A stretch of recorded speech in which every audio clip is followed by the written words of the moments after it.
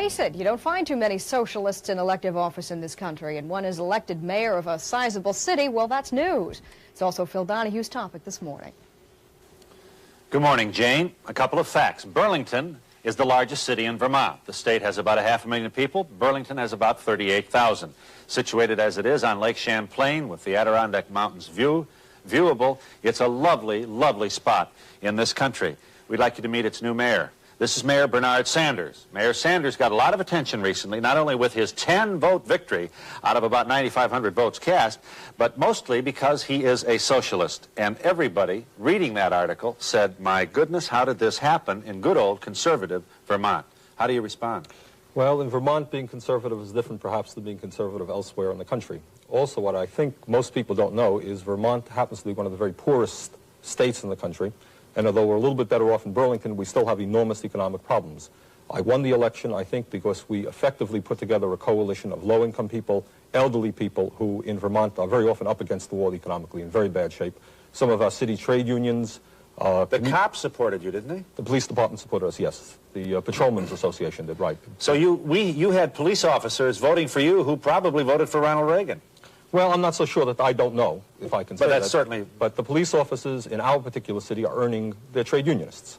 And they're earning very low wages, and along with many other workers in our city, want some fundamental change. Also, we have in our city particular problems, I believe, with the police department that they've been concerned about, very low morale. So it didn't particularly surprise me. How are Vermont conservatives different than national conservatives? It's not big money conservatism. It's not right-wingism and warmongerism. In fact, Vermont has always had a very strong feeling about civil liberties. What conservatism means in Vermont basically is leave me alone, get the government off my back, and that's fine.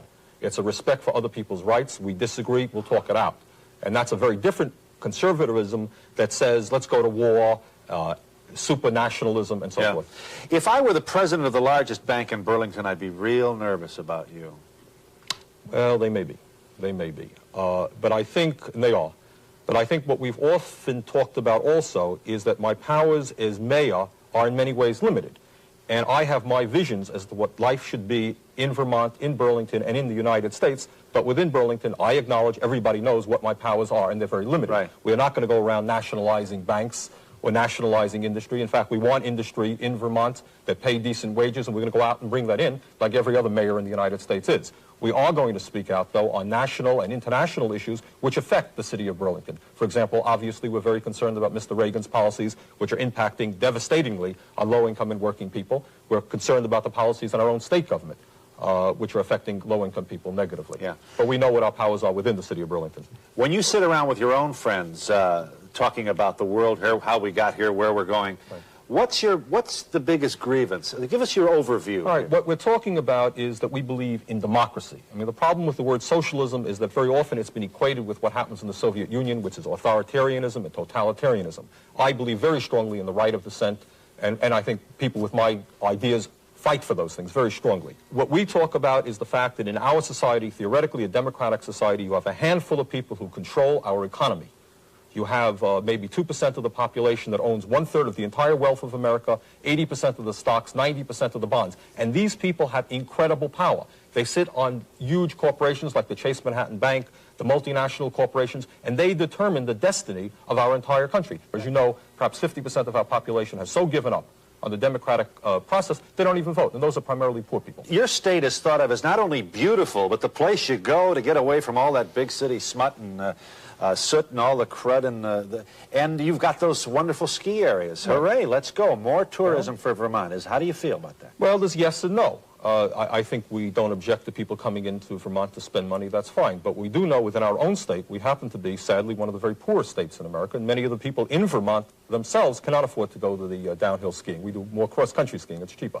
What we are talking about is the kind of developments that will provide decent jobs for our people. Very often, and this is a concern within our own state, is that industries such as the skiing industry and other tourist-attracting industries in Vermont, all over the country, and all over the world, they provide very low-paying menial jobs. I'm not particularly proud that our state becomes a state where we have chambermaids and people waiting on other people. We would rather see our people doing meaningful, productive-type jobs where they can earn a decent wage. Can you go to all those lunches, all of those banquets with the dais and the speeches and the cream chicken and all the wonderful Chamber of Commerce? Here we are, moving on. Well, what I have said back home, and I say it again, is that our office is open. I've already talked to a number of business people.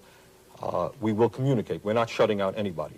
But what I have also said is that what my concern is for the low-income people who are unemployed, who are working at minimum wage jobs, for the kids who are in Vermont as throughout the country. They're left out. They have no sense of purpose. But everybody says that, Mayor. Well, they're going to be coming into our door. Do you want to tax, especially for people who make more than $25,000 a year? Well, that for individuals, perhaps not for families. That's too low. You know, we have husbands and wives. But you would consider legislation that would tax the wealthy? Absolutely. We want to take the burden off low-income and working people, and you've got to go to those institutions, those corporations, and those individuals who can better afford to pay. You surprised everybody with this victory, including media. And not all media has been consistently attentive to you. Isn't that right? I think what people were saying is, well, gee, Ronald Reagan is a right-wing guy, and what happened in Burlington, Vermont? And I think the answer to that is, I don't believe personally that the majority of people in America believe in Ronald Reagan's ideology. What happened was that Jimmy Carter failed. I think that's just clear as everybody, Mr. Carter would probably admit it. And people are looking for an alternative. Mr. Reagan, with hundreds of millions of dollars behind him, with sophisticated media use and so forth and so on, was able to say to the people, we are the alternative. Now, obviously, what we are trying to do, people like myself all around the country are saying, wait a minute, you're going to find out very soon that this guy is not the alternative. There are other alternatives. Okay. I know these are terribly complicated questions, and our time is up, but are you a capitalist? No, I'm not a capitalist. So you don't believe in the profit motive, free enterprise? If I have a better mousetrap, I make more money? There's something to be said for free enterprise on a local level and the competition. But what we're happening in our society is we don't live in a free enterprise society. You live in a corporate capitalist society where in virtually every single industry you have giant multi-billion-dollar corporations competing, driving the small businessman But let's pretend it would work without all that kind of acquisition of power that is unfair and doesn't... Do I believe that the profit motive is fundamental to human nature? The answer is no. I think the spirit of cooperation, that you and I can work together better rather than having to compete against each other and destroy each other. Bernard Sanders, Mayor, Burlington, Vermont. We'll watch with interest and wish you well.